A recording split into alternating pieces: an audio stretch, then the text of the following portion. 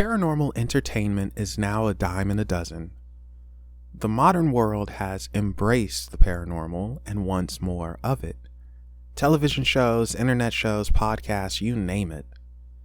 But even though paranormal entertainment is commonplace now, that doesn't mean it's all good. In fact, I'd say that a good chunk of paranormal entertainment is pretty bad. And in a field where skepticism is high, strong evidence is hard to obtain, and an audience that has a short attention span with an abundance of choices means you can't afford to be bad. You can't afford to be just good either. You have to be unique in order to separate yourself from the rest, and David Wolliver and Eric McGill accomplished this. They combined their knowledge, love, and passion for the paranormal, and together they birthed Our Haunted Minds. Their first investigation was at the always interesting Madison Seminary, but after that it was radio silence. Now, 2 years later, David and Eric are back. So, has their time away made them rusty, or was it the refreshing break needed before jumping back into the thick of it? Well, let's find out. I'm Melvin, and this is Unexplained Possibilities Reviews, Our Haunted Minds investigation of the Fairfield County Infirmary. Let's get this out of the way right now. The production quality. Coming from Ectovision Paranormal to Resident Undead and now to Our Haunted Minds, I already knew the production quality would be good.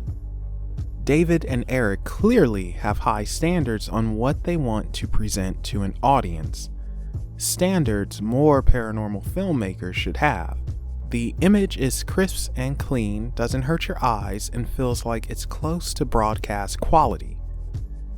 The sound quality, I would say, is fairly equal to the visual quality. There are, however, a few instances where the audio is a little muffled and scratchy, and those instances are only at the start during the car ride.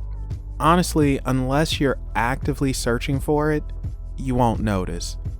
The captions for the EVP captures are nice, clear, and a big size font, and this is something that is greatly appreciated.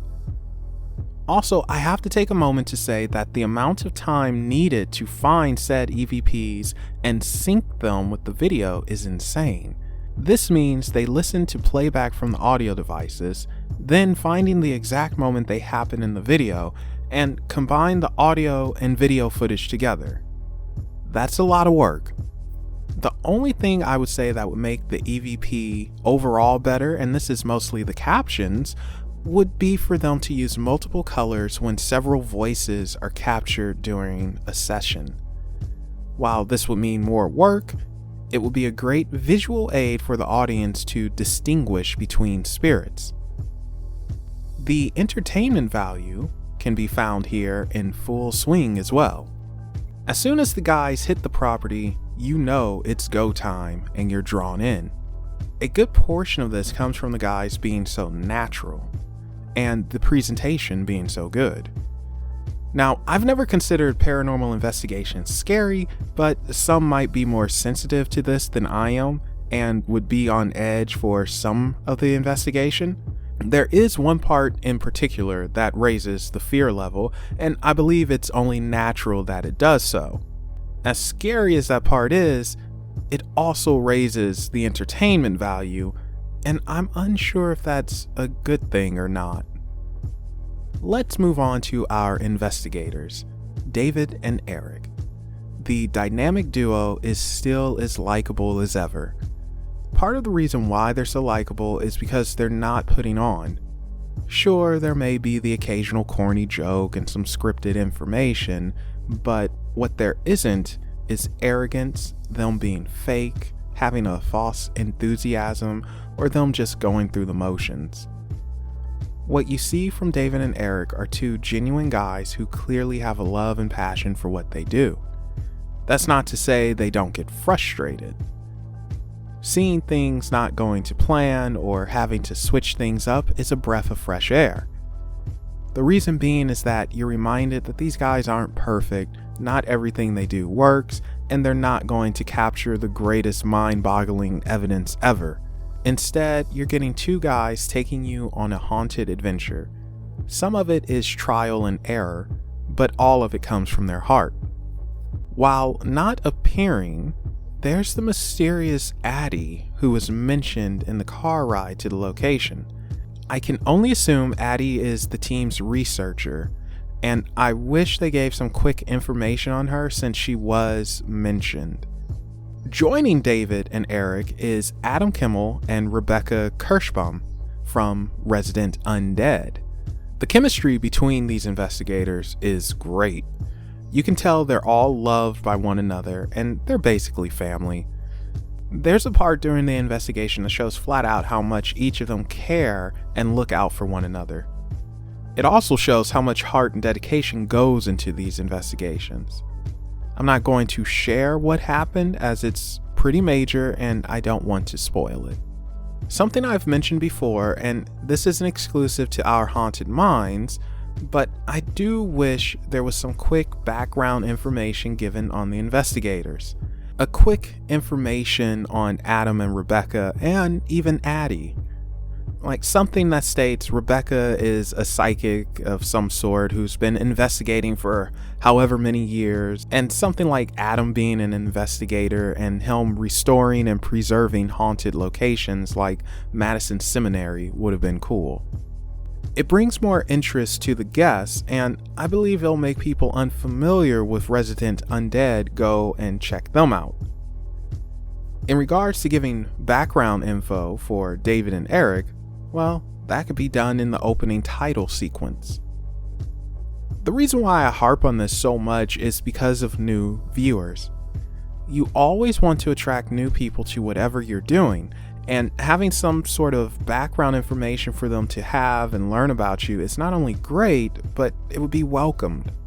Now, perhaps time doesn't allow for this to happen within the episode, but seeing that the episodes air on YouTube, why not add said information into the description box, which, as you can see, for the most part here, is bare bones.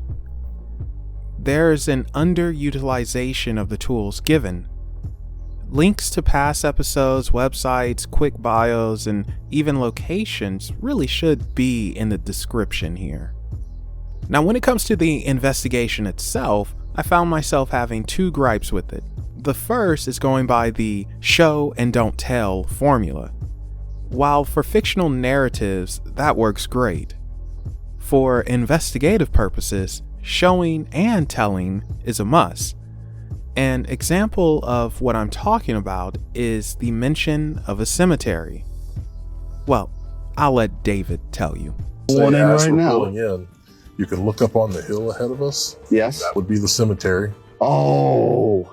And let me tell you this, there are an estimated, that we know of, 1,200 unmarked graves. What was missing there was footage of the cemetery. I'm not saying go into it, but show aerial footage of it since it was mentioned. I also wish they went over the equipment being used. It's always nice seeing the tools of the trade. We hear Eric and David talk about using the Pandora or the SLS, but they're speaking amongst themselves and not to the audience. We're ignorant to what they're using and why they're using it. It's important to remember that the investigation is only half the battle. Engaging the audience, even though we're not there with you live, is the other half. The guys do give a brief explanation into using a chain and projector displaying disturbing footage of asylum life, but it feels like they can go into detail about the equipment. Our Haunted Minds for me is more than just the investigation aspect, but also the teaching aspect, which we see when the guys do what I consider to be very unique experimentation. So I feel the show and tell aspect needs to be worked on a little. Speaking of telling, in the car ride while talking about the history of the location, the guys never actually said why they chose to investigate Fairfield County Infirmary. It's nothing big by any means, but it's always nice hearing the reasoning behind choosing a specific place to investigate and what you're hoping to find. Saying that, I once again understand that it could be a time issue, but I'm perplexed by them not having some sort of pre-investigation video or live stream to show off what's going to be used in an upcoming investigation. That not only builds up anticipation, but satisfies the more curious minds on how the technology used works, and it helps us get to know David and Eric more and their reasoning for said locations. Now, the evidence captured was strong, but some of the evidence was scrutinized, and that's a good thing. When you listen closely, you can hear what sounds like something tapping the empty can during the time that it spins. When we checked our videos for this camera, we found that this was the only time that the can moved over the entire 2.5 hours that it recorded. Since it's possible that trapped air and moisture may have collected beneath the empty can and allowed it to somehow spin, we decided to share what we found and grant everyone the opportunity to draw their own thoughts. Not everything captured can be explained, but not every unexplained capture is paranormal. The fact that they don't scream, "This is paranormal" or "This is definitive evidence of a ghost" helps their credibility. Rebecca was very interesting herself with what she was picking up, and even at some point saying exactly what the spirit was communicating through the EVPs. Oh yeah, we did our EVP session while this was going on. We haven't reviewed it yet, but... Well, if you were to do one now, I think you would get pay the piper. You think the response would be pay the piper? Yes. Because that's what I keep hearing, pay the piper. You guys got the recorders up here? Do we? No, we don't. I wonder if before this, when we did our session, if we did get it. It's possible. Yeah, it is.